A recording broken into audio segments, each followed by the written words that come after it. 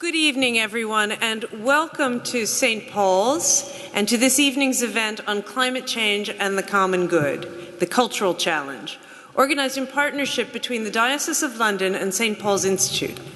I am Barbara Ridpath, Director of the Institute. St. Paul's Institute organizes its efforts around the themes of equality, stewardship, and the common good. Since the Institute's foundation, within the concept of stewardship, we have been pursuing the issue of climate change, including speakers in this room, including Vice President Al Gore, and last year upstairs, Cristina Figueres, and then this evening's event. On November 3rd, under the dome of the Cathedral, we will be holding another event on this subject in the run-up to the Paris Climate Change Summit. So mark your calendars now. The Institute always tries to remind the audience at its events that they are agents of change and to help them leave empowered to make a difference. This evening's event represents an interesting experiment on our part in that direction. After the formal proceedings, you will see, and you may have seen as you walked in, that there is an exhibition of displays, exhibits, as well as 2 book signings that are intended to help you consider ways to engage and become part of the solution.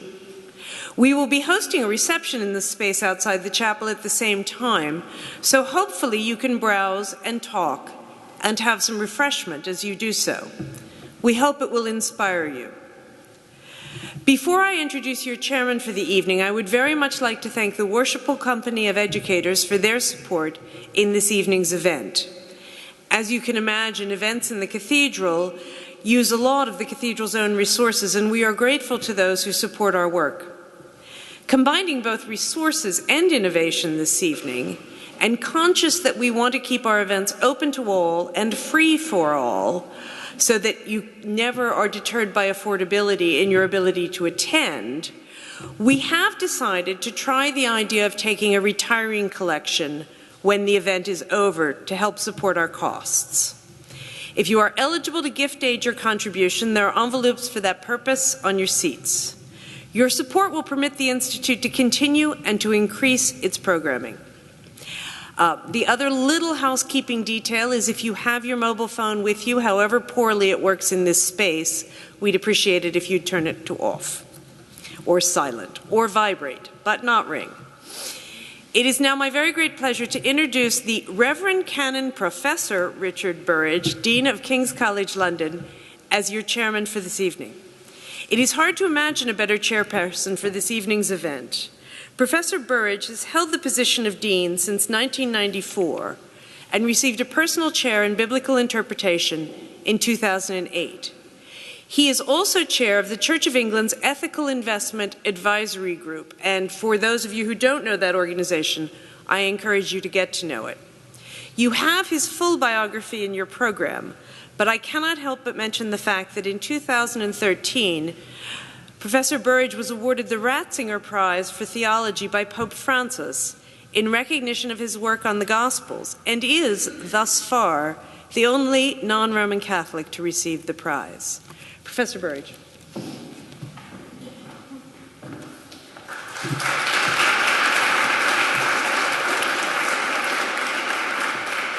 Thank you very much indeed for those kind words, Barbara. And as she said, you can read all the biographies and the details on this very helpful leaflet, and also details of the various exhibitors about our cultural dimension to this, which will be happening later.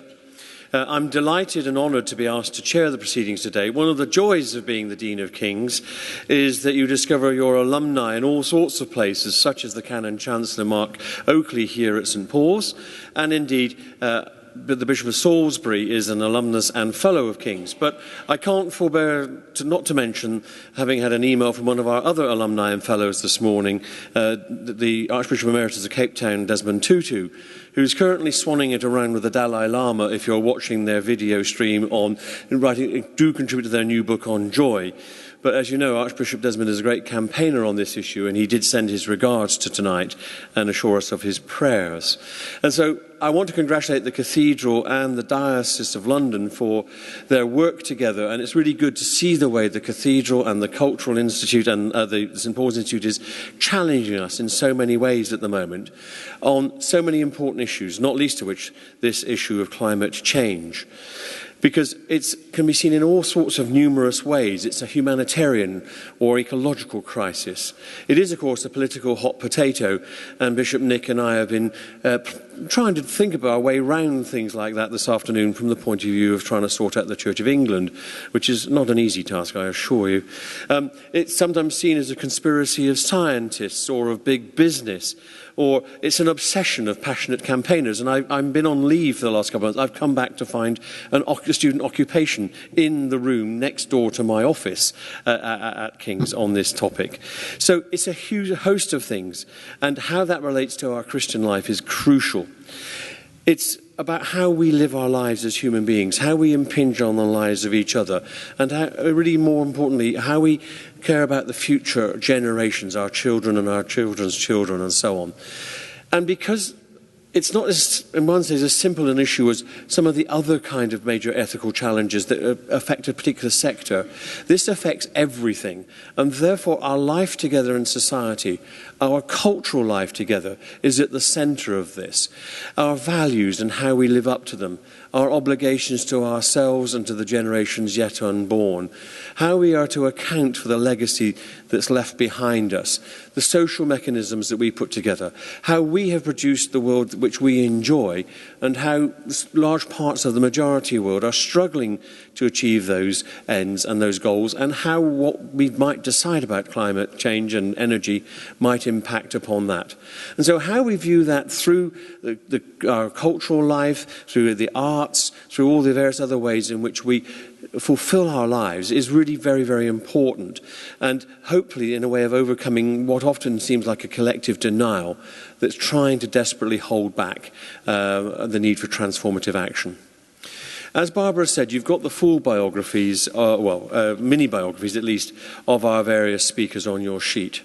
And it's with great pleasure I want to introduce our keynote speaker, the Bishop of Salisbury, the Rt Revd Nicholas Holtam. The Rt Revd Nicholas Holtam has been Bishop of Salisbury since 2011 and is now the lead bishop for the Church of England on environmental affairs since 2014, and taking over that work from the Bishop of London, and therefore is chairing our important environmental working group. Nick is no stranger here to London. He was a vicar in the Isle of Dogs, and then for many years a vicar at St Martin in the Fields, where he initiated a major renewal £36 million project at St Martin in the Fields.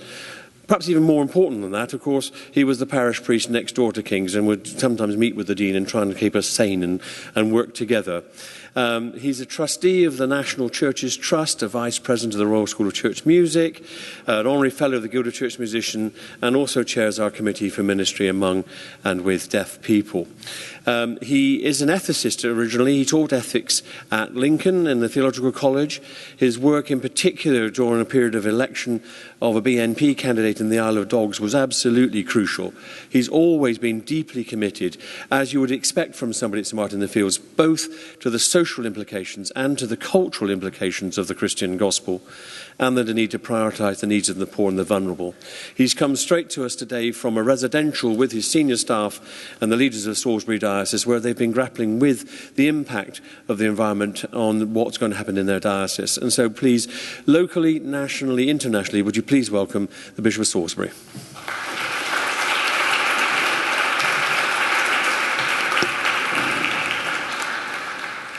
It's always quite unnerving to hear an introduction like that. I sort of recognise it. I was asked to say something just by way of beginning, which was fairly personal about how I come at this issue. And so I thought I'd begin with some pictures, and I'm terribly grateful to the people here for making this possible. Salisbury Cathedral is a building which is nearly 800 years old, and it's just a sort of beautiful English Gothic architecture, all of a piece. We have one of the 4 original copies of Magna Carta And of course, Salisbury and the country, and indeed the world, are celebrating the 800th anniversary of Magna Carta at the moment. And we've got an exhibition running in Salisbury of Magna Carta 800, Spirit of Justice, Power of Words. The Archbishop of Canterbury and the barons forced bad King John to seal Magna Carta. It didn't really last for very long. It was more a peace treaty. I think the Pope annulled it within about 10 weeks.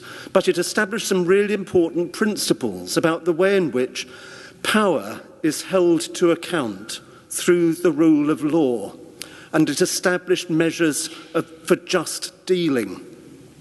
No freeman shall be taken or imprisoned but by lawful judgment of his peers, a sort of trial by jury, or by the law of the land. To no man will justice be sold, denied or deferred. The freedom of the City of London was enshrined, and the city was given responsibility for fair dealings, standard measures of wine, ale and corn, the London quarter, used throughout the kingdom. There should be a standard width of dyed cloth, russet and haberjack, weights to be standardised similarly. All of that's really important in terms of wealth creation being supported by the rule of law and being undermined by injustice. It's a very clear principle that power is held to account through the rule of law. That includes kings, governments, and fossil fuel companies. It was interesting to hear on the radio yesterday, or to hear it reported, I didn't hear it, a proposal for a green Magna Carta. Well, I was on the same track, and I think that's part of the discussion about how we hold power to account. The Diocese of Salisbury is an area of about 2,000 square miles in south-central England. It's most of Wiltshire, all of Dorset, 40% of Bournemouth and Poole.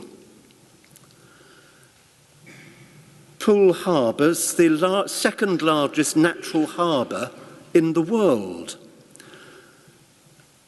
It's an area of outstanding natural beauty and special scientific interest. Since childhood holidays, I've had an awareness not just of how lovely it is, but that historically in Kimmeridge there was coal and there's oil. Let's just go on one more. I can remember as a child on holiday in the Purbecks discovering these nodding donkeys. And of course, what's really surprising is that this is the UK's largest onshore oil field. At its peak in the 1980s, 90s, producing 120,000 barrels per day. That's quite a serious operation. Nowadays, it's a mature oil field producing 20,000 barrels a day, and it's likely to continue to do so for another 20 years. It extends out into the sea. There's horizontal drilling, innovative drilling mechanisms on a scale that people simply aren't aware of. You can see it from the air, but actually from the ground, it's pretty impossible to see the oil field that is there. It's been done with a huge amount of engagement with the local community, with the Dorset Wildlife Trust, the County Council. The stakeholders have held the oil companies that have been involved to account. And, for example, the Dorset Wildlife Trust see this as a model of environmental sensitivity in such a special area. It's been exceptionally well done. But the extraction of oil in an environmentally sensitive way is yesterday's problem. On this St. George's Day, the question is, for us tonight, what is the dragon that we're trying to slay in this debate about environmental care and particularly the impacts of climate change and how we address them. And I think it's a really difficult question to answer, exactly what that dragon is and how we're going to tackle it in a way that is going to free us from what feels a very pressing and to some extent frightening prospect. This is a heated debate. There are some interesting images that creep in here. It's an overheated debate. It's actually quite difficult to generate light. It's easier to generate more heat than light in this debate. We could get across each other quite dramatically, I think. If we focus on, for example, divestment or fracking, then I think we could have a really interesting ding-dong. But what I'd like to say up front is I think that they are the tools towards a low-carbon economy, and that we could argue about them and the use of exactly what we do with them and how we approach it. And that is important, but I suspect it's more tactics than strategy, truthfully. And that what we need to do is to agree on where we're trying to get to, and then to talk seriously about how we're trying to do it. And that will be, that's a really important part of what we're about. Thanks. Actually, that one can stay there, and if we can just go to that one right at the end, that would be brilliant. So if we just go back to St. George and the dragon, and we'll try to work out what it is, what's the dragon we're trying to slay. I went on a really good conference of Anglican bishops with a responsibility for the environment in their different provinces. There were 17 of us from around the world. They included a bishop from the Philippines, from Fiji, as well as the Bishop of New York and Hong Kong. Great diversity within the group. And we'd been doing conferencing by video, and it had been pretty unsuccessful, truthfully. But meeting face-to-face was transformative for us as a group, and it gave us a great deal of confidence in each other and energy. A bishop from Perth, Bishop Tom Wilmot, who's the Bishop of the Goldfield in Western Australia, he produced something which he described as a post-Hubble creation narrative. Here it is. The universe is unimaginably large, birthed 13.7 billion years ago. Our solar system is so big we are never going to leave it. This little blue planet, Earth, our home, possesses the right combination of elements for carbon-based life forms. It has a liquid iron core which produces an electromagnetic shield against cosmic radiation. A habitable atmosphere produced by blue-green algae over 1 billion years ago, when our oceans were large, stagnant, acidic. Ponds. Blue-green algae took the carbon dioxide by photosynthesis out of the then toxic atmosphere and sequestered it in what we now extract and burn as fossil fuels.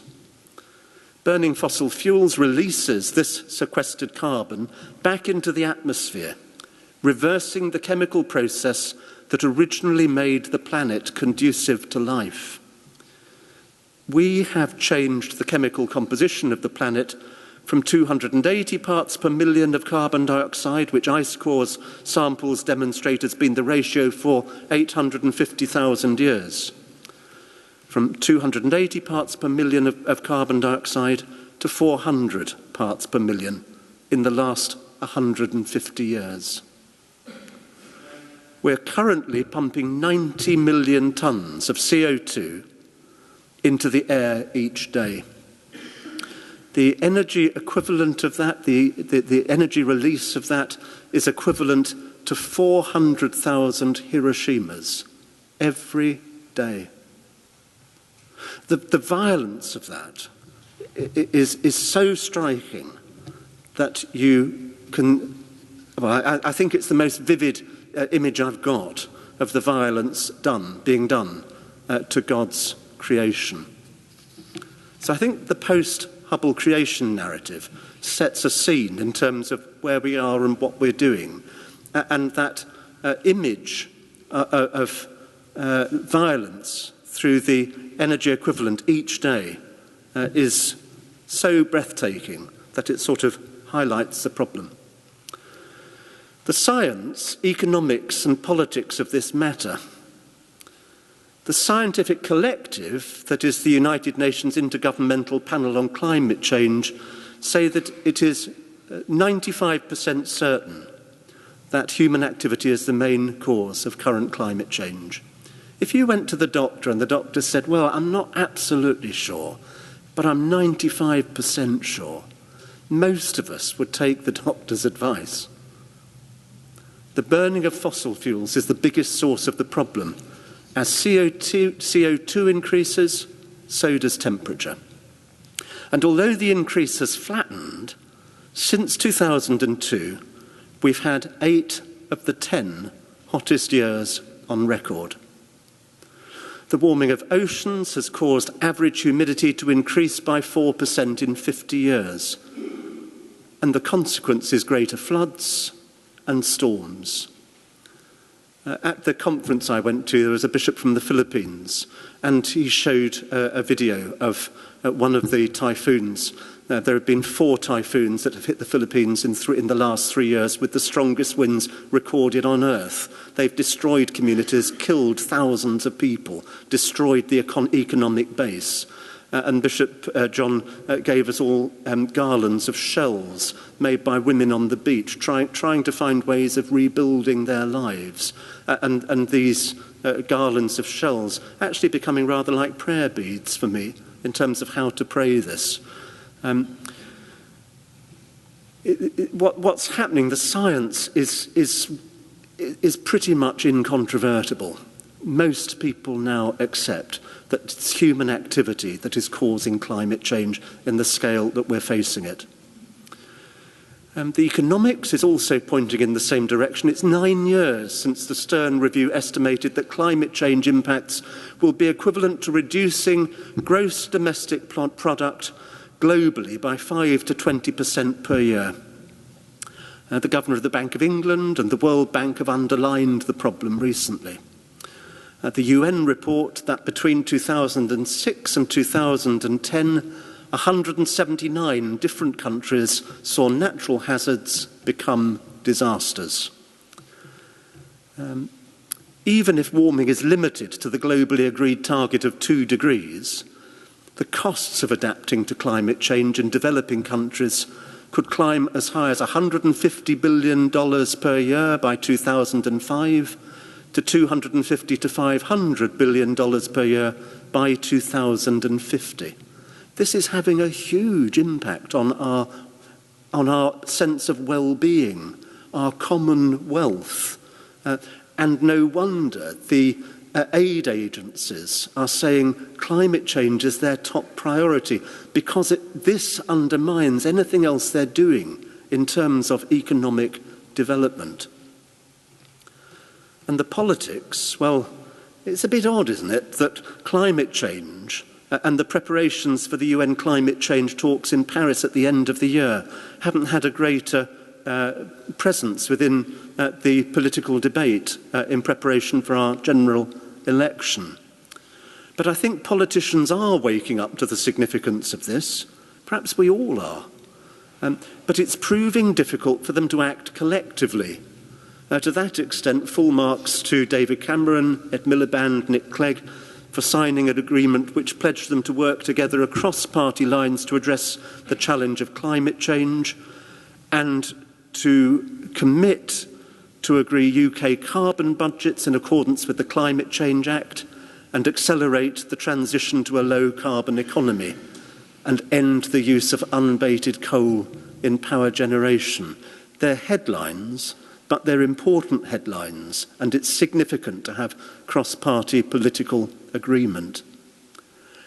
And yet, globally, there are 1,200 coal-fired power stations commissioned to be built, mostly in China and India, but not only.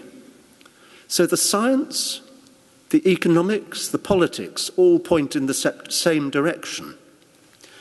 But we lack global agreements about the way forward.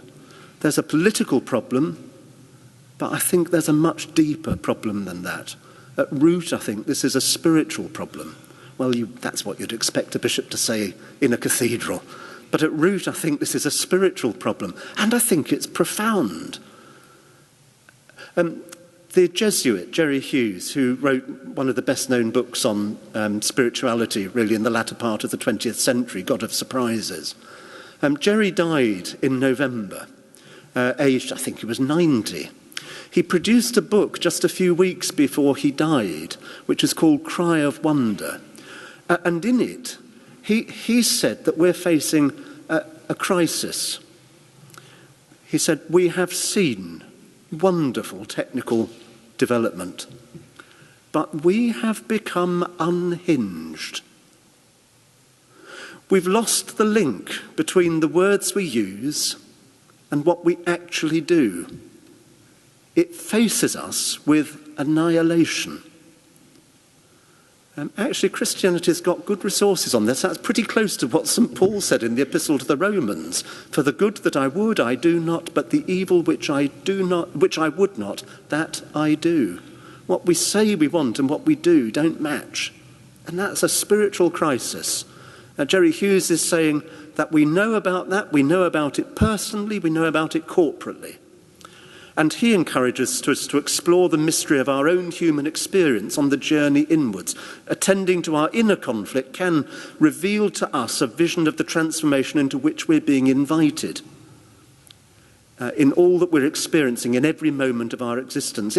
I think what he's saying is terribly like Carl Jung, who said that the person who looks outside dreams, whilst the person who looks inside awakens. I think I could see that on your faces when I told about the cross-party agreements. And I could see you sitting there saying, yeah, so what's going to happen? And that sense in which there's a gap between what we say we want and what we're doing. And that's why the process of engagement and accountability, holding power to account in the way that Magna Carta established some principles which we can use in this debate, is really important. George Marshall's been really interesting in this debate, in trying to find ways in which language in which energises us rather than leaves us looking soporific and as though we can't act, as though we're overwhelmed by it, that the dragon's going to get us and we can't do anything about it.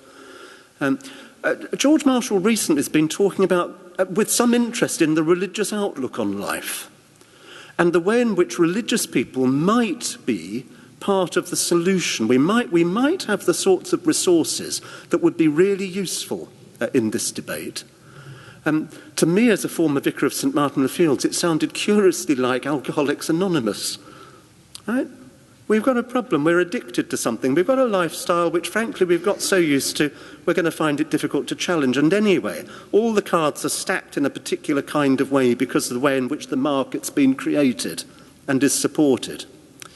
And what AA say is that you've got to hit rock bottom before you want to change, before you realise, I can't get any lower than this.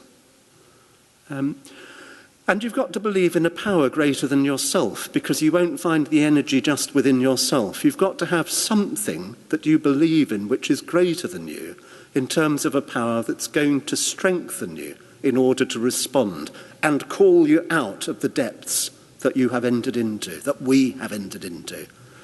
And then they identify 12 steps to recovery. And I think that's the bit where we're trying to work out how to slay the dragon. What would be the equivalent of the 12 steps that we need to engage with? I haven't got all 12. I've got a few hints, I think, which are broadly out of Christian theology.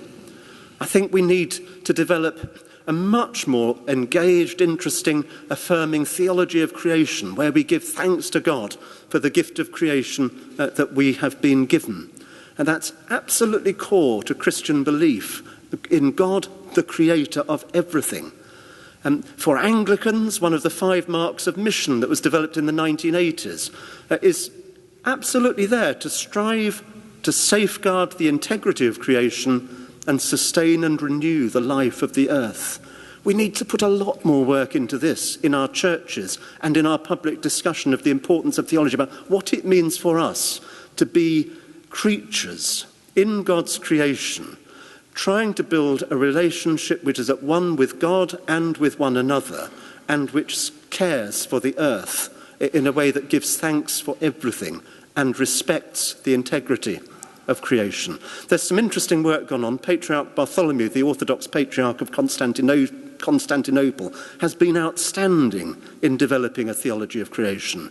The Swedish Lutheran bishops have written a letter on climate change. It's outstanding. It's not terribly long and it's available on the web. We're expecting a papal encyclical in July, which I think will have a very big impact on the worldwide discussion of this, using a theology of creation which is going to help strengthen our understanding, give us resources and a way of looking at things which might help us. So we've got a theology of creation which we can develop, and there's a sense in which we have misused it, squandered it, abused it, and we've got it wrong. That sense of, gosh, it's an old-fashioned Christian thing, this repentance for the forgiveness of sins. One of the things I was doing with my senior team this morning was to ask them what they thought the sin was. I didn't have the picture of the dragon. I wish I had for St. George's. But actually, what is it we're trying to say? What's the sin that we've committed in relation to our care of the earth and stewardship of creation? We came up with a variety of examples. But for example, wealth creation's good. Actually, wealth creation, I think, is a duty engaging with creation. But we have a duty to tread more lightly on the earth. We can no longer go on defining our success as human beings in terms of consumption. I'm more successful if I'm able to consume more. There are only so many meals, only so many holidays, only so much expenditure. We can't go on saying that to be human is to consume. I shop, therefore I am. Tesco ergo sum. This morning, the clergy I was with talked about self-centeredness, that self-absorption being the sin that needs slaying. But actually, we very quickly got into a discussion about why we're finding it so difficult to love God and love our neighbour as ourselves. And it's because actually there's quite a strong sense of low self-esteem, or we can't do anything. What difference can I make? I'm only little me. So that sense of self-centeredness might not be as simple as, me, me, me. It might actually be a very low sense of self that makes it more difficult for us to build that right relationship with God, others, and the wide creation.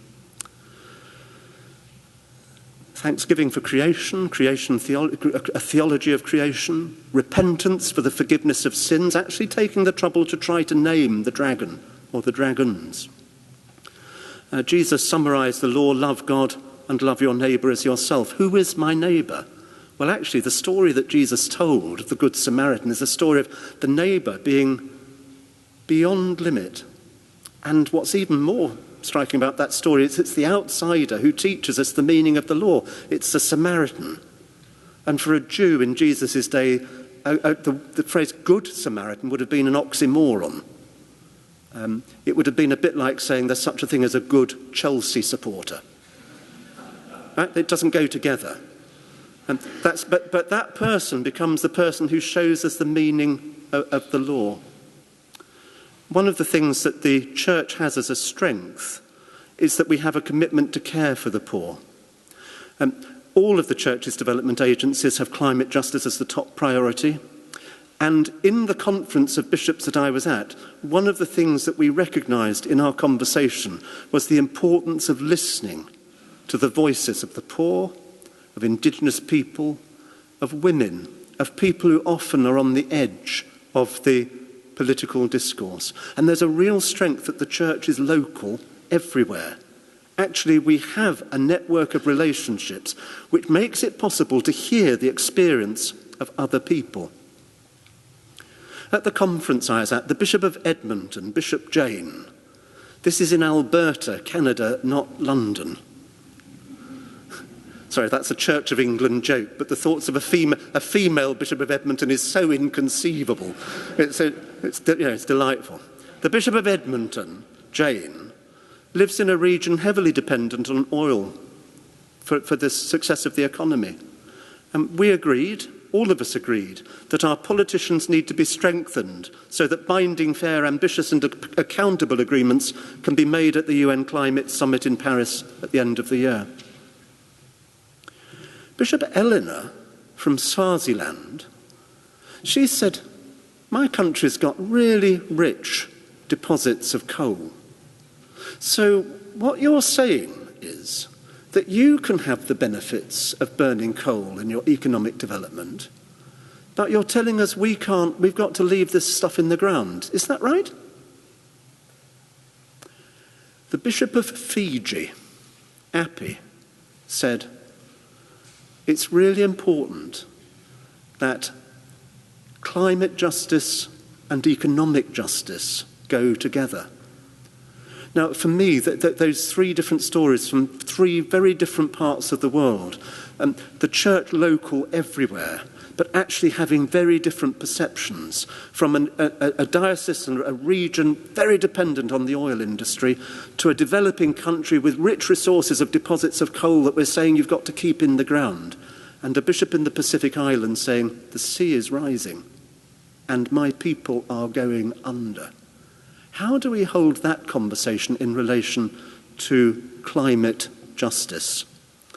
The Bishop of Namibia asked, when we speak of God's justice, whose justice are we talking about? I've been going around the Diocese of Salisbury visiting each deanery, and I've been addressing issues with local groups about the life of the church and engaging in a process of renewing hope. What we've discovered is that when I ask what renews hope, people on the whole told quite soft stories about how nice it is to have a full church at Easter. And every deanery told a really tough story about where they'd faced something that was difficult, and they did it well, and everybody felt renewed by the process. A death, a difficult funeral, something in the community where they'd fallen out, and there had been a process of argument and then real engagement and reconciliation. Actually, we have a track record of facing difficult things well in such a way that our hope is renewed. So what can we do? What can we do? We need our best brains to develop technology based on renewable fuels. We need to adapt and change our lifestyles.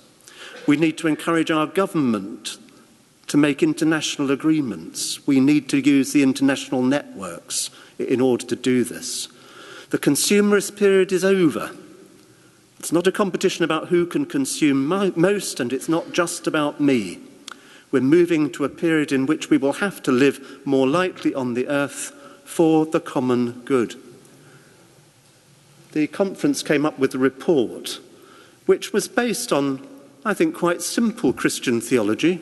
It was based on a celebration of the Eucharist. It was a theology of creation which recognised the need of our redemption, that we've made a mess of it, and that we need to turn round, repenting for the forgiveness of sins. Actually, churches have engaged in a variety of exercises like shrinking the carbon footprint, of eco-congregations, of living churchyards where a varied ecology is being developed within the local churchyard, which, small in itself, if you add them all together, is the size of a national park. No change for Christians takes place without prayer and fasting once a month. What do you want? What are you asking God for? What do you really want? And how can we support our politicians going to Paris for the talks for the UN Climate Change Summit? There'll be pilgrimages from Canterbury walking, from London cycling, from Blackburn by electric car. Prayer groups over the country supporting that, because environmental care and climate justice go together, and we need to take care because the world is our host.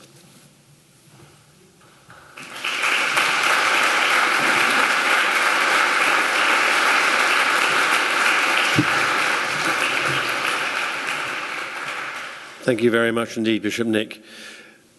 We're now going to hear three positions from Stephen Howard, from Laurence Brahm and from Baroness Worthington.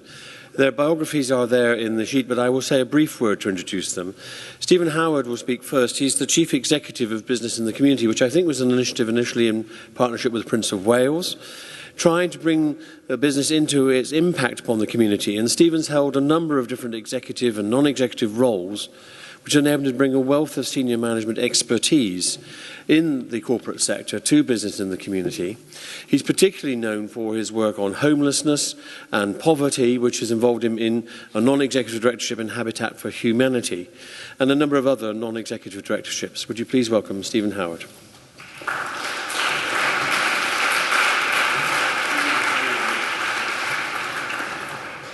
Well, Richard, thank you for that. It is a real honor and privilege to be in this amazing space and to participate with this august group that we have in front of us. I've been asked to say just a few words to set the scene on what is the connection, the link between being a responsible business and the climate change agenda / crisis. How does that fit together? As you've heard, I've spent most of my working life in business. I've spent 25 years in the UK. I still sound like this for some reason, but spent most of my working life managing global businesses, both as an executive, chief executive, and as a non-executive director. And so I've seen firsthand the challenges of taking important, big ideas like climate change and trying to translate them into practical outcomes in a business with all the short-term pressures that go along with that. I have the privilege now of being Chief Executive of Business in the Community, the Prince of Wales Responsible Business Network, and anybody who reads the paper know he is somebody who is deeply passionate about this agenda and particularly exercised and actually quite encouraged by what may happen in Paris at the end of this year. The environment, the context within which this conversation is taking place is an uncertain one. Economically, politically, socially, we are in a time of change and maybe even turmoil, both in this country and certainly in my home country and other places as we think about these issues. We're also at a time when business isn't trusted. Big business in particular, financial services, probably more so than many, but it is true of most large institutions, and that's quite a change. Interestingly, small businesses are trusted. Just like people don't trust Parliament, but they tend to trust their local politician. Anyway, a message in there, and maybe come back to that. And of course, the other thing, the media is very, very focused, with some good reason, on issues like who's paying what in tax, who's getting paid what bonus, rather than looking at some of the other issues that are also relevant in all of this. Well, the themes that I bring to this agenda are pretty simple, and they were said much more eloquently by the bishop when he was talking. But to me, it comes down to humanity shares a common fate on a crowded planet. We are all in this together. When we talk about sustainability of our nation, of this city, of your business, of the little community in which you are in, it always comes down to the twin principles of social justice and environmental stewardship. They are two sides of the same coin and very connected. There is quite a debate going on right now about what is the purpose of business and how does it tie into that? There are some who would argue that the purpose of business is simply to maximize shareholder value within the extent of the law. And I say, wait a minute now, I've been in business a long time. Surely the purpose of business is also to maximize customer value and community value. That's what creates the virtuous circle. Is the purpose of business to make a profit, or is the profit the result of running a good business, delivering goods and services that people want? Quite a debate that's happening out there right now. The purpose of business in the community is to help create that fair society and sustainable future, and we think about that in a number of ways. I have the privilege and opportunity to talk to an awful lot of business leaders about this agenda, and I hear a pretty consistent refrain when I push them a bit about how they're doing on this. I hear here's all the things we're doing, many of them anecdotal, but when I say, but have you really addressed the heart of the issue, I get a consistent response. And they tell me one of three things. Either, you know what, it's really hard, and it feels like I'm boiling the ocean, and I don't quite know where to start. The second thing I hear is that my in-tray is overflowing, I'm very busy, which is a bit of a way of saying I probably only get to keep this job for 2.5, 3 years, and I'm more focused on what happens on my watch than perhaps on the next watch. Now, and I find the same thing. If I talk about sustainability to a business leader, they gloss over a little bit. If I talk about legacy, it begins to feel a bit more relevant. But the other message that we hear consistently from companies is, you know what? It's frustrating because my customers don't want to pay for it, and my investors don't ask me about it. So how do we begin to change that dialogue? And that's something we're very focused on. So this excuse that we hear from many companies, that economic necessity, the recession, the collapsing of oil price, the competition in my market, whatever it happens to be, the economic necessity says, I can't tackle this right now, is one that we really need to confront head on. And one of the ways that I think we can think about doing that is to take people into the National Portrait Gallery, which is free. What a wonderful thing. Stand in front of that amazing portrait of Wilberforce in Parliament in the slavery debate. You could stand in front of that picture for an hour looking at all the subtlety and things. But then remember, the debate that was taking place in Parliament wasn't whether slavery was right or wrong. Everybody knew slavery was wrong.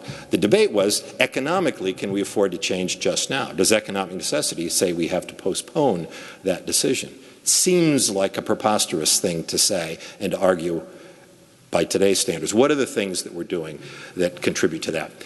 We are, this week, involved in something that we call Responsible Business Week, which is to engage some 8,000 business leaders along the land around what does it mean to be a responsible business? What do you do? And the language that we use is to say being a responsible business isn't about philanthropy. It isn't about giving back. It's about how you make your money as a business. And in the process, how you treat the planet, how you manage complex global supply chains, and we all have them, how you create inclusive, healthy, diverse places of work, but also how you engage in the communities in which you live and work and give you your license to operate around education, employment, enterprise, culture, things that matter to our society and are part of the virtuous circle of a business. The core theme is that you create value by living your value. And so the debate and the dialogue that we're having around the climate change agenda is, yes, of course, it's partly about doing the right thing, but it's also about doing the right thing for your business. How do you seize the opportunity out there of building your brand, of managing risk, of finding new business opportunities by grabbing a hold of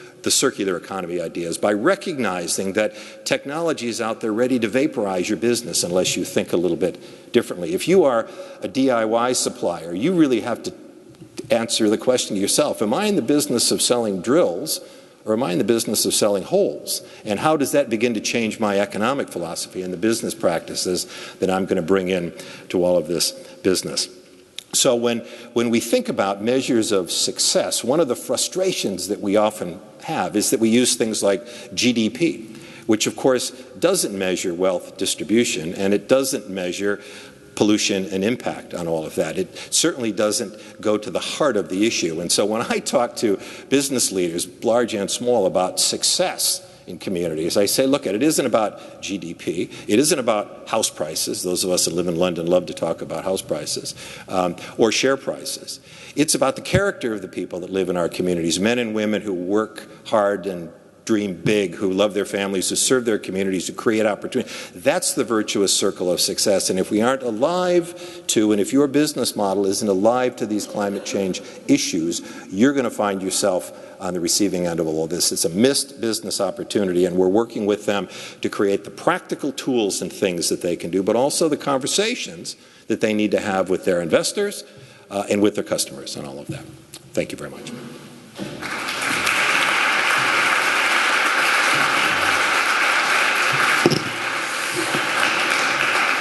Thank you very much, Stephen. Laurence Brahm is a global activist, author, pioneer, social enterprise entrepreneur, political economist, international mediator, and lawyer. Try saying that without a breath. Based in Beijing and Lhasa. He's the founder of the Himalayan Consensus and the African Consensus movements. If you look in your booklet, you'll see an extraordinary list of academic achievements and degrees in Mandarin, political science, Asian studies. He's also the founder and CEO of Shambhala Sarai, one of Asia's first social enterprises, and he'll be signing his books at the Cultural Space afterwards. Without further ado, Laurence Brahm.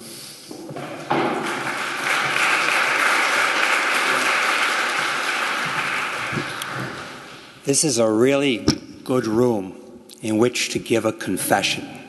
And that's exactly what I'm going to do. Because as an international commercial lawyer in the 80s and 90s, I brought the following companies into China: ExxonMobil, Bayer Chemical, Kodak Chemicals, and Monsanto. From the point of view of an environmental activist, that gives me a criminal record. But I'm going to atone for my sins today and get rid of all that bad karma, because in 2002, I moved to Lhasa, Tibet, and began to set up by 2005 one of Asia's first social enterprises. And bringing together Tibetans, we restored a lot of heritage buildings. We created boutique hotels, restaurants. We have 4 empowering communities of disabled nomads who shared in the profit, only using local people, and in turn, an entire program for the disabled. Everything in the hotels is made by Tibetans with disabilities. In turn, the hotel soon opened 4 medical clinics. We turned 3 over to locals, retain 1 today. We opened up a school and give 150 kids free education. The hotels are all off the grid, solar powered, and profitable. The point there is you can have a profitable business and you can give back to the community and you can be a force for transformation. Well, there's a Zen Buddhist saying that if a tree falls in the forest and no one's there to hear it, does it make a sound? So by 2007, started to go out and make a sound and go around South Asia talking to people like Mohammed Yunus, the Bhutanese who were developing gross national happiness. You know what we found?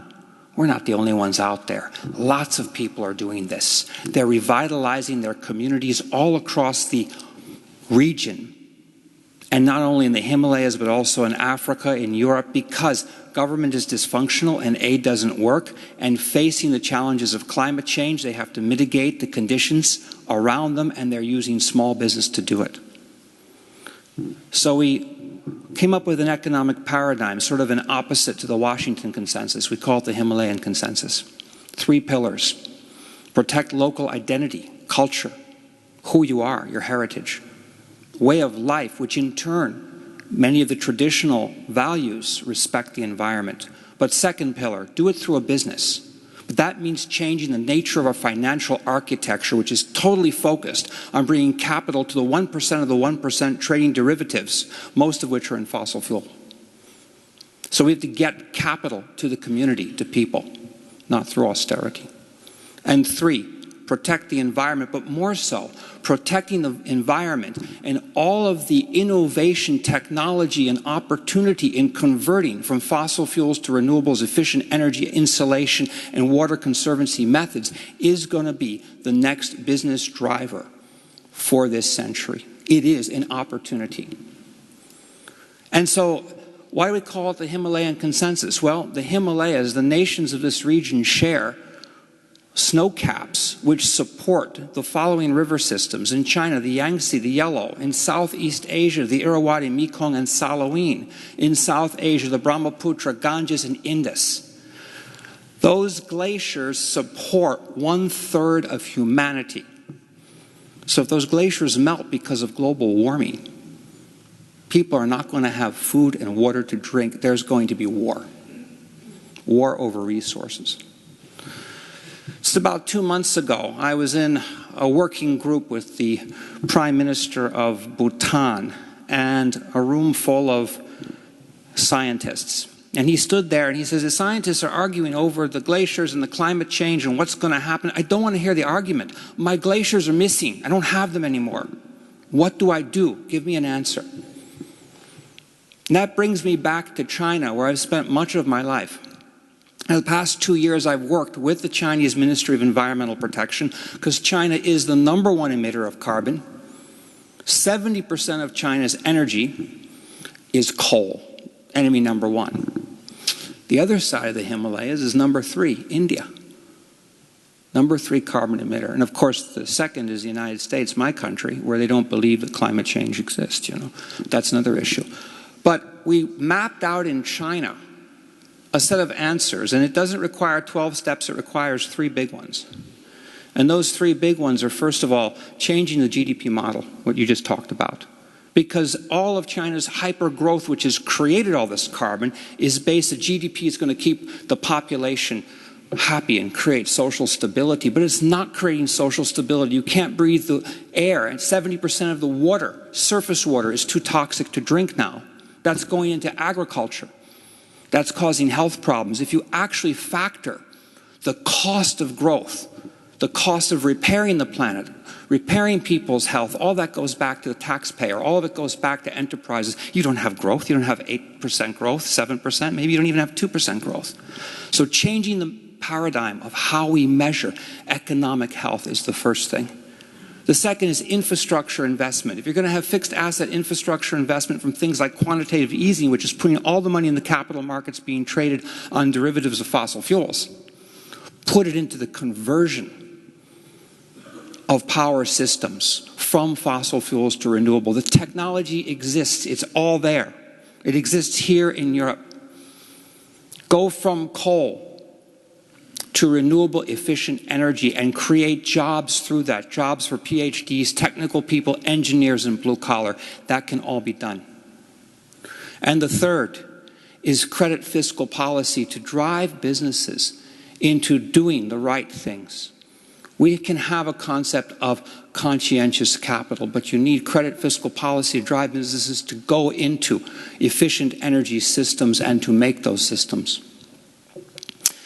And these ideas from far off in the Himalayas or China are also relevant in the United States, because I was just in California, where permaculture people are trying to come up with solutions at the grassroots, at the community level, for the water crisis, which is the same there. So Himalayan consensus, Sierra consensus, it's the same challenge, the same problem, it requires the same solutions.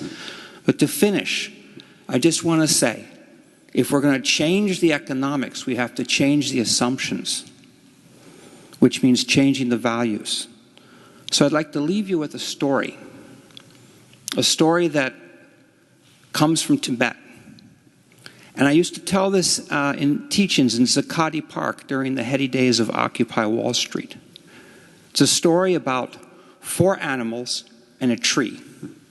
An elephant, a monkey, a rabbit, a bird, and the tree. And the 4 animals have a fight over who's closest to the tree.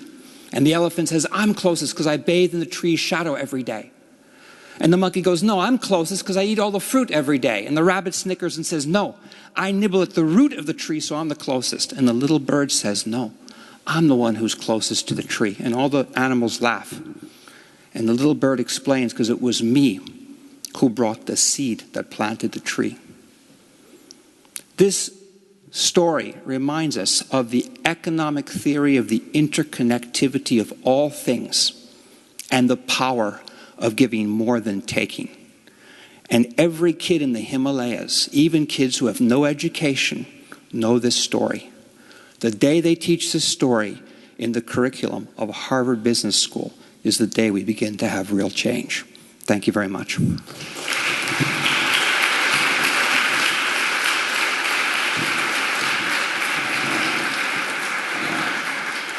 Thank you. Thank you very much indeed, Laurence.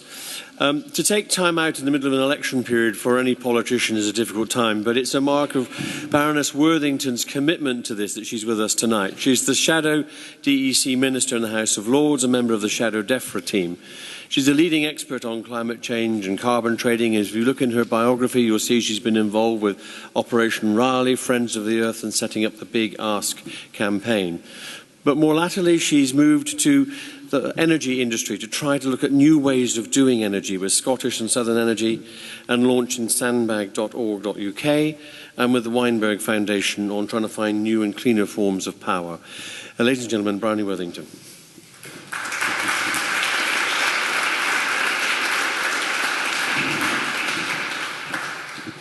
Thank you very much, and thank you for the invitation to address you here today. Maybe it's a reflection of the fact that I'm in the House of Lords, not an elected politician, that means I can be here.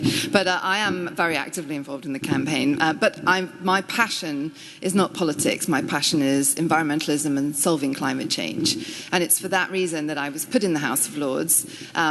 I think Ed Miliband was having just a crazy moment, but he appointed me as a member of the House of Lords because I'd worked on the Climate Change Act that was passed in 2008. And the reason I think that that work was acknowledged was because It was a tough fight to get that piece of legislation passed. And it was the world's first example of a country taking on legally binding targets for itself when no other country had done so, and committing to really deep reductions in emissions in a legally binding framework by 2050. So I'm here tonight to just talk a little bit about, I've been asked to speak about how do we influence politics, what's holding back progress and what's holding back a proportionate response to climate change, and what can we as citizens do. So I'm going to say a little bit about what's already been done and what we're doing now, but also, importantly, what we should be focusing on next, some ideas about that. So as I mentioned, I was involved in passing laws because, and I think Bishop Nick mentioned this earlier, this is a situation where we are dealing with a system that is natural. The physics involved in climate change are incontrovertible. It doesn't matter whether we believe in it or not. This is going to happen. And in that sense, the politics and the economic discussions are as nothing really compared to that truth. And we must always, when we're discussing how politics intersects with this problem, remember that although economists and very wealthy individuals and the whole legion of people who are making money from the current system will defend the status quo and who will use economic arguments to prevent us from changing, the economy is a human construct and a totally wholly owned subsidiary of the natural environment. And if you wanted a symbol of that, when the hurricane hit the coast of New York, the stock exchange shut down. We cannot sustain our lives as we know them today in the face of a runaway climate change. So we have to just hold that fact and know it to be true, and then hold our politicians to account, because they are the people who can write the laws that can bring about the change. And I saw firsthand how that can be done in the passing of the Climate Change Act. And it involved a huge amount of organisation and a lot of passion, a lot of thought went into it, but equally it also involved a fair amount of luck. And that's always the case when these moments arrive. It started around about 2000 when I've been involved in climate change now for nearly 20 years, and we've had phases in which there's been momentum, and then we've had periods where it's fallen back. And around about 2000, the momentum started building for action on climate change.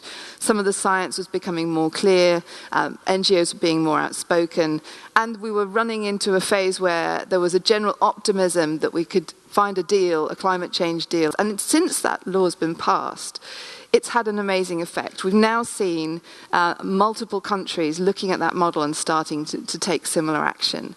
So as we argued at the time with the Treasury, leadership is about doing what's right and then helping other people to follow you, not sitting on the sidelines and waiting for everyone else to move.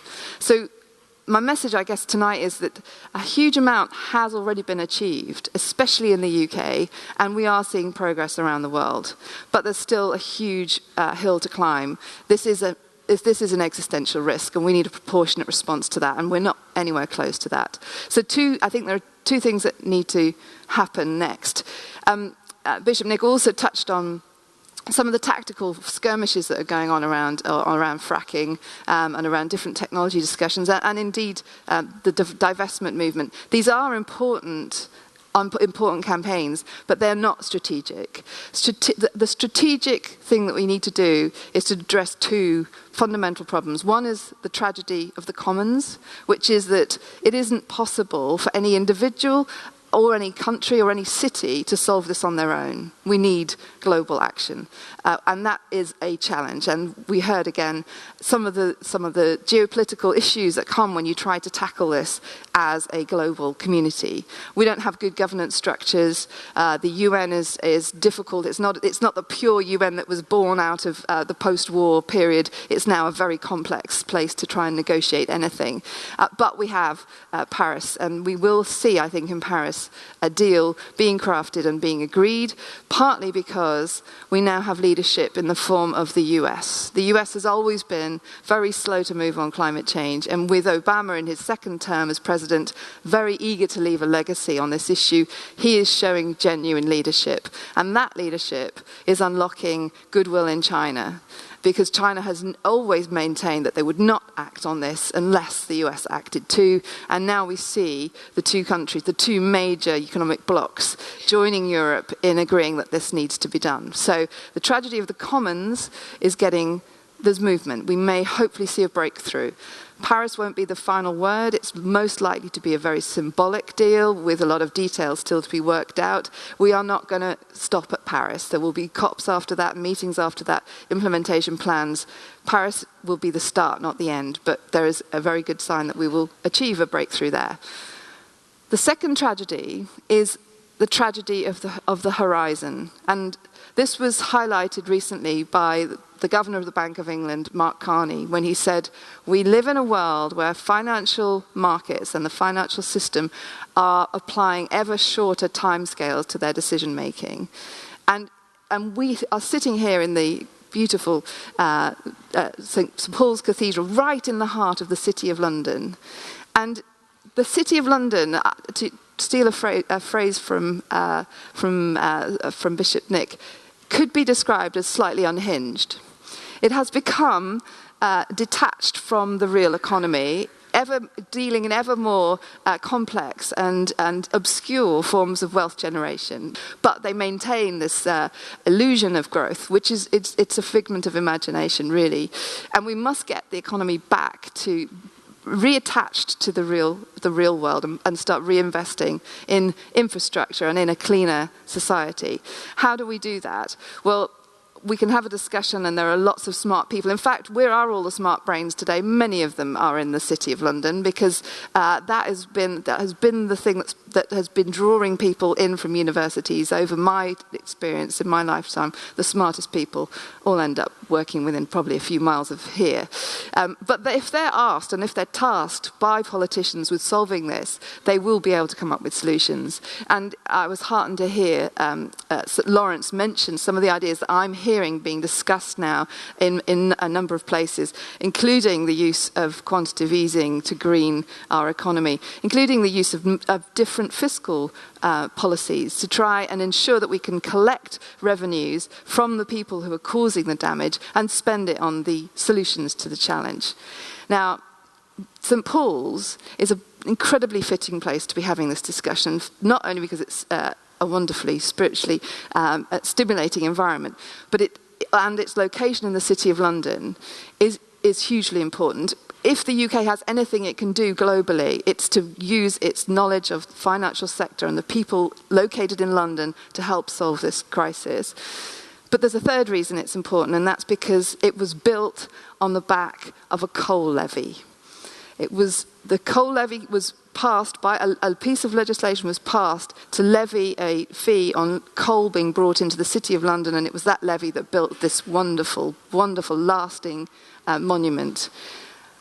I'm not saying that this is a Labour commitment to introducing a coal tax at all. Please don't quote me on that. But what I'm saying is that when there are times of crises, after the Great Fire of London, when we needed to rebuild our community, people with vision introduced fiscal policies to enable us to build places like this. We need that kind of political leadership on this issue. We need that kind of thinking, and we need to deploy all of the tools we have to make this happen. Now, that will happen, I'm sure, but whether it happens fast enough is entirely down to us. And this is where I think I want to end, which is to say that as citizens, please don't ever consider yourselves consumers. I agree. I think the age of measuring ourselves as consumers should end. We are citizens, and we can act. We live in a democracy. This is a great facet of our life. We should use it. We have an election coming. Ask everybody. Ask your candidate, what are you doing about climate change? What will you do about climate change? And engage as citizens, demand new laws, ask for new taxes, make your politicians do what's right. We have time to solve this. We can do it. The human mind is probably the most efficient biomass-powered machine we have for solving this problem. Every day I encounter more and more people joining the fight on the side of the good, the people who are trying to solve this. Be one of those people, join a network, join a green group, get engaged, and it is possible to solve this. We've done a lot already, but we as the UK can do even more, and I'm looking forward to hopefully playing a part in that after May the 7th. Thank you.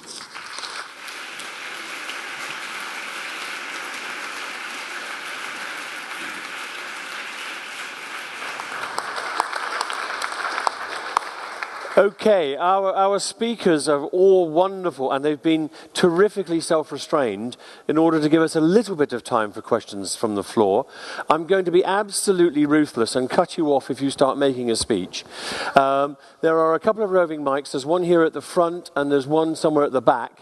So I'm going to get a couple of hands, please, so that we'll get 2 or 3 questions at a time, and then we won't ask everybody to answer everything, so we can get as many comments in as well. And you will have time to talk to speakers during the cultural and refreshments session afterwards. But the mic at the back could go to that hand there, please. And is there somebody here in the front half who'd like to ask a question? If we could go to this gentleman here. Thank you. Starting at the back then. Yes, hello, thank you. I just wanted to say that what makes me feel hopeful is coming away feeling empowered. And I suppose I would just like to come away today feeling empowered that we've actually done something here this evening. Okay. So I'm a member of the Church of England. I'm a member of a local church. I would like to see my church, the Church of England, divest from coal. And I know that you've all talked about divestment as just a tactic. I've got the point about that, and I'm sure Bishop Nick will refer to it. I just want to say that it's not a tactic. This is an important practical step. So please, can you make a commitment to do so? Thank you. Thank you. Like Clark, I think I'm one of the slightly unhinged coming from the financial sector, so I'm slightly cautious. My point is, please do not underestimate what the financial sector is doing. Things like the United Nations Principles of Responsible Investment, the Montreal Carbon Pledge. As citizens, picking up Baroness's point, we are citizen savers. We give our savings to asset owners. They give it to investment managers, and they invest. So I think it is helpful to paint a picture of a long-term financial saving system, which in parts is supporting the objectives of the panel. Okay, I'm going to ask Bishop Nick to respond to the first point, and Stephen, Laurence or Bryony to respond to the second. There's been a review of ethical investments in the Church of England's control that will come to General Synod in July, and I can't tell you that that's what it's going to do, but there's a huge discussion about how we use the assets that we have to support the beliefs and values that we have. And I think that's the key bit of actually using this stuff in a way that reflects what we now believe and what our values are in relation to the impact of climate change and our responsibilities in the present day. Thank you, Nick. So watch this space. What are we doing in business? Any of the three of you? There is quite a bit going on. There are some encouraging things, and in part it's because financial institutions see the business case for behaving that way. And so whether it's thinking around accounting for sustainability, so how do we measure the impact of natural resources, where does social finance come into play, and where are the opportunities to invest there? And so to the extent that we can unlock the creative minds in the city to both create the capital flow and the business opportunity to behave that way, the lemmings will follow. Can I, as I didn't mean to say everybody in the city is unhinged, but the financial world has become slightly detached from real investment. Not so much in Asian markets, actually. That seems to be more connected to infrastructure. But anyway, but my point was really that we can't expect the financial services or the financial industries to just decide to do this voluntarily. They have to be. This has to be done in conjunction with other countries. And we created the G20 specifically to respond to the financial crisis. We can create a similar grouping of countries to respond to the climate crisis through financial measures. And that's the kind of proportionate response we need to see from our leaders now, is that this is akin and even greater than the financial crisis. We need to see a response of similar magnitude, and we will be able to solve this because we're clever. Another question at the back then, please.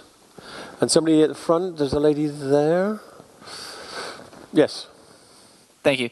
With the election approaching, can I ask the people on the panel to comment on their views as to whether the Green Party is working in a way that they think is consistent with their own views, and whether that's a good place to put a vote? Certainly ask whether they'll be able to answer as another question, but let's hear the other question first. Yeah, we've talked a lot about systems at a sort of political or a business level.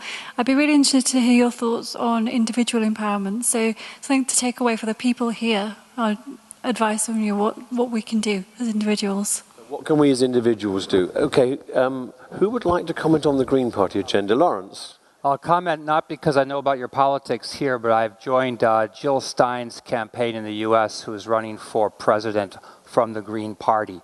And the reason why we're doing that is because neither of our parties, Republican or Democrat, are sincerely addressing the climate change point of view from the point of view of driving the financial markets to do something. It's all been about quantitative easing that's put capital into commodities like fossil fuels or junk stocks and Ponzi schemes like Facebook. To be very frank, nothing has gone into infrastructure. I just came on a flight from New York a few days ago. Our infrastructure in America is hopefully outdated and all fossil fuel driven and coal driven.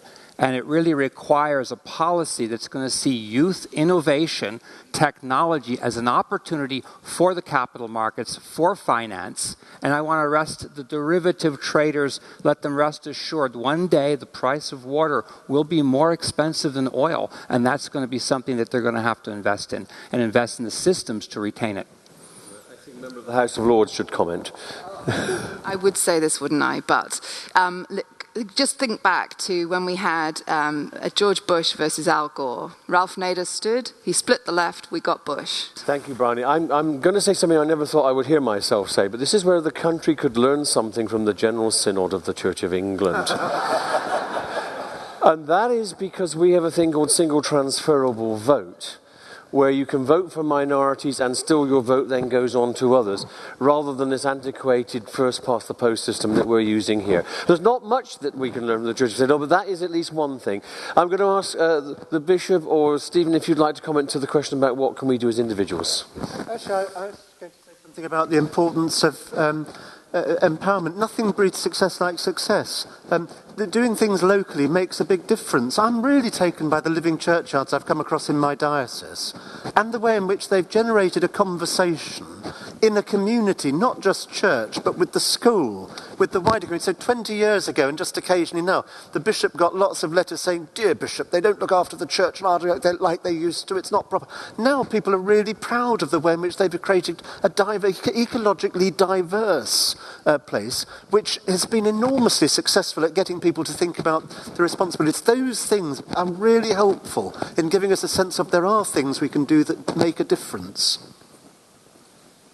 Just a quick word, I suppose, on what individuals can do. It does sometimes feel like the problem is so huge that you need to boil the ocean, and therefore what can my behavior matter? But it does. So two things that I think all of us need to do. First of all, think about how we behave, what we do, how we travel, what we say, what we wear. But also think about how we spend, how we vote with our spending. Are you buying products from companies that believe what you believe on this agenda? Are they thinking about how they come to grips with their own carbon footprints, whatever kind of industry they're in? If you're not getting the right kind of information to make an informed decision, ask for it. And that will get investors to begin to ask for it as well, and that will kind of create a more transparent opportunity for people to play. Thank you. Right, there's a hand right at the very back there, and this gentleman here in the front. Yes, please, madam. My question follows on from the one we just had. As a church, it's important to support poorer people on lower incomes. How do you feel that with individual choices, we can empower those on lower incomes to make choices which are ecological, such as buying products which are environmentally friendly, which often have a higher price tag? Installing solar panels is quite expensive. How can we encourage those on lower incomes? Thank you. And you, sir? Magna Carta was about holding those in power to be accountable. How do we measure the accountability of those who are in power over us? Okay, I'm wondering whether Bryony or Laurence would like to go to the first question about empowering of the poor, because I know both of you have been working in that area. Laurence? First of all, I want to comment on the power of the consumer, picking up on what you said, because I talk about this in my book. You have conscientious capital is driving corporations to make the right decisions, but the power is actually with us in terms of conscientious consumption as opposed to conspicuous consumption, which is a neoclassic idea. And I'll give you one example of this, and that is the Greenpeace campaign against Mattel. Mattel was using wrappers for their Barbie dolls that were coming from Sumatra rainforests, which were being deforested and wiping out the Sumatran tiger. And so they did a campaign where basically they had Barbie with a chainsaw and Ken, the boyfriend, was going to break up. And it was done by social media, youth, flooding the mailboxes of Mattel. In the end of the day, Mattel had to change. They had to find another source for their paper or use recycled paper. So we all have that power, and especially with social media, youth activists organizing and approaching the companies on this. And really then you can have change, and every ordinary citizen can participate in this. It's our decision. We have the power to vote with our money. Thank you. Bryony. Yeah, I don't disagree, but I think I would like to see more highly leveraged interventions, which mean that it's not just Mattel that changes, but everybody changes. So passing laws actually is a really good way of doing that, whether they're at a national level or indeed international level. So I would say that for trying to protect the poorest in our society, we have to pass laws that are equitable, that spread the burden of paying for this progressively. So if we're consuming more, we pay more, and if we're consuming less, we're in the unfortunate situation that we need assistance, that there's a welfare state that looks after them. That seems to me fundamental to this. And one of the things that's causing so much problem in the politics of all of this is that we have far too great a differential between the richest and the poorest. And that's politically a problem, and we need to address that as we also tackle climate change. But progressive taxation can help with that. And as to how we keep our elected people accountable, well, we have an election coming up. For democracy is quite good for that. What do we do about Russia? I really don't know. And ultimately, I think that, that sounds glib, but we are lucky that we live in a country which has actually got a high degree of accountability. When all things come to a head, I fear it's the countries which don't have democracy that may be the slowest to change, and we will need to think very hard about what leverage we have to make them change. Nick. Was it this morning the Trussell Trust issued a report which said the growth in food banks has slowed, but the number of people that they're feeding is rising? And most food banks now are doing more than food because they recognise that there's a holistic issue here. So that sense in which we need to learn differently, to live differently. And actually with the poor, we need to support them and sustain them, but we also need to give them the opportunities of living in the kind of way the first of these questions was implying, that actually does address the sustainability issues. How you hold power to account. One of the things I've really enjoyed about the general election are the community meetings that I've been to, and the liveliness of those conversations, and politicians being held to account by a group of people. Some of them have been completely nuts, all of them been absolutely riveting.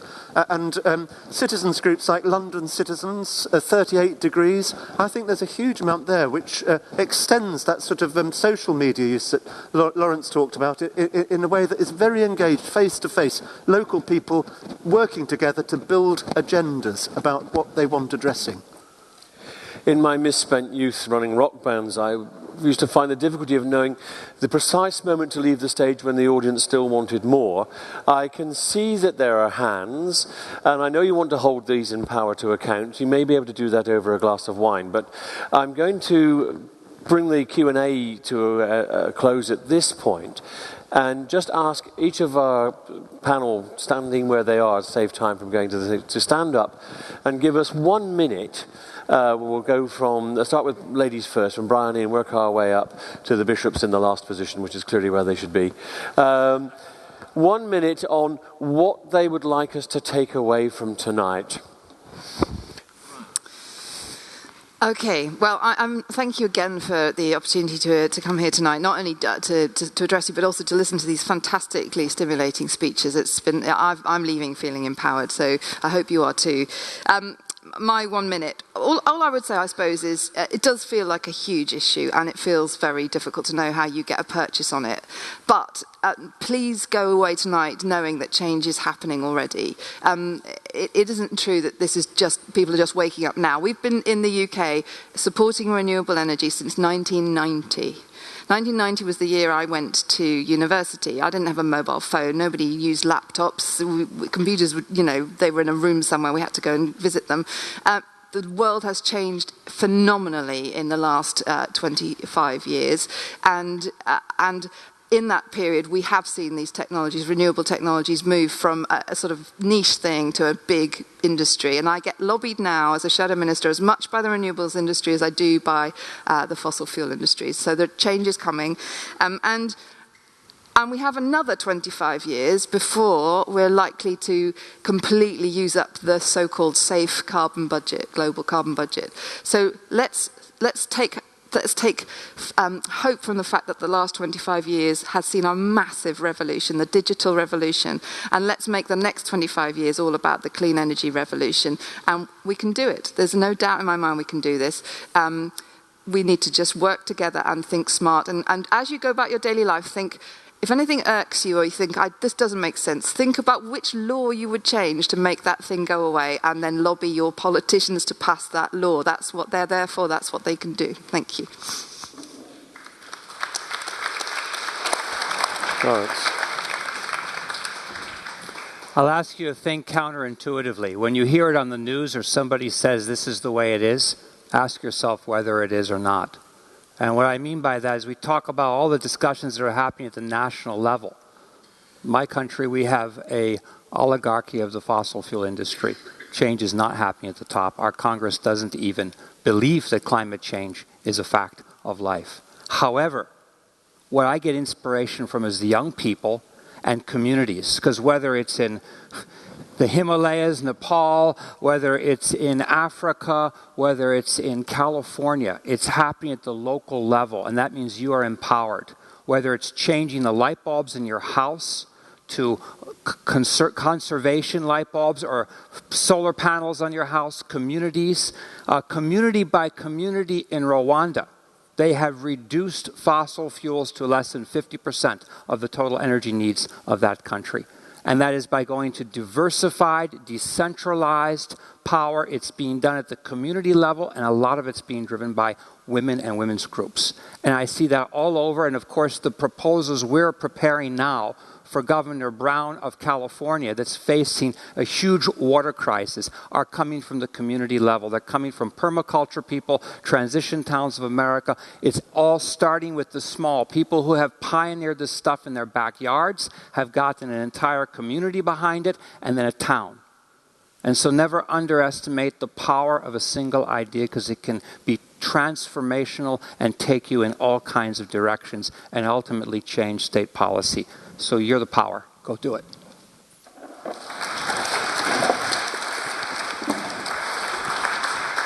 Get my timer, see how much I can squeeze in 1 minute. Some profound thoughts there. Get started. Take action. Don't confuse simple with simplistic. Use less stuff and enjoy life more. And the fourth is, remember Dante in his epic poem, who said the darkest places in hell are as reserved for those who don't take action in times of crisis. Wow.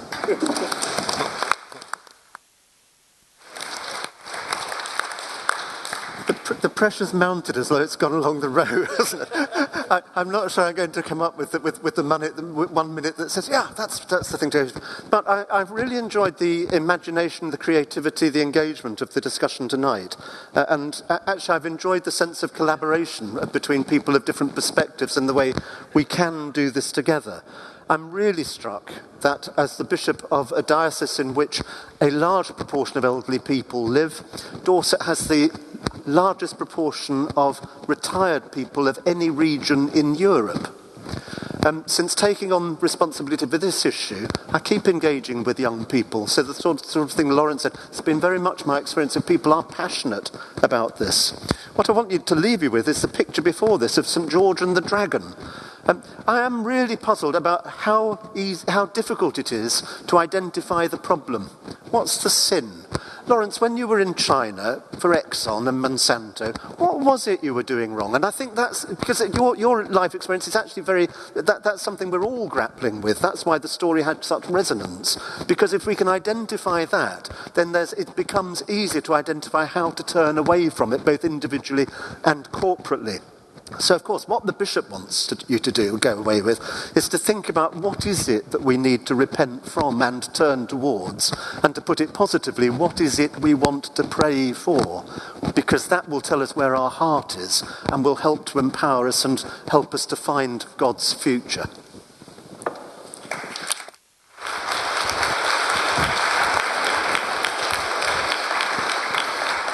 This is church, after all, so I'm supposed to conclude with the notices.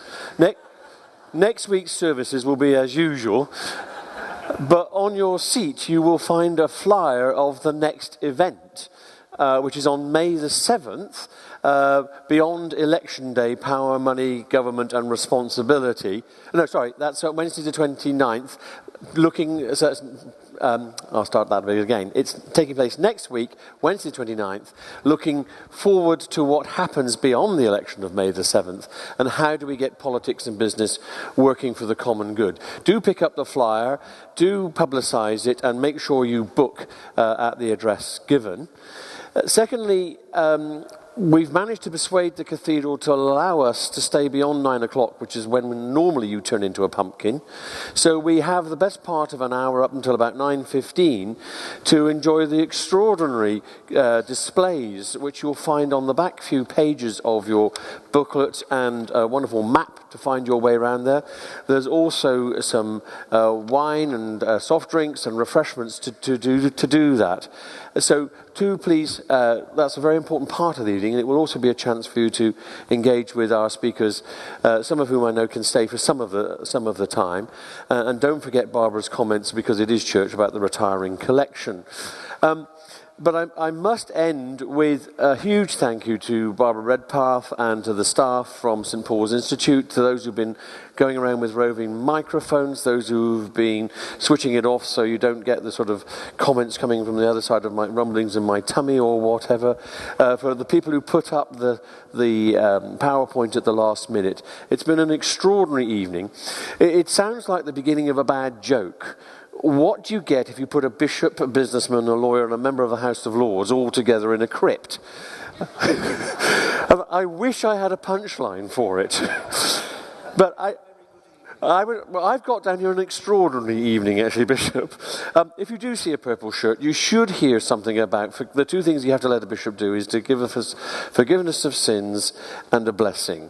We've had a confession, we've recognised all of our responsibility for the situation we're in, and I think we've understood something about what we have to go and do as a mark of repentance.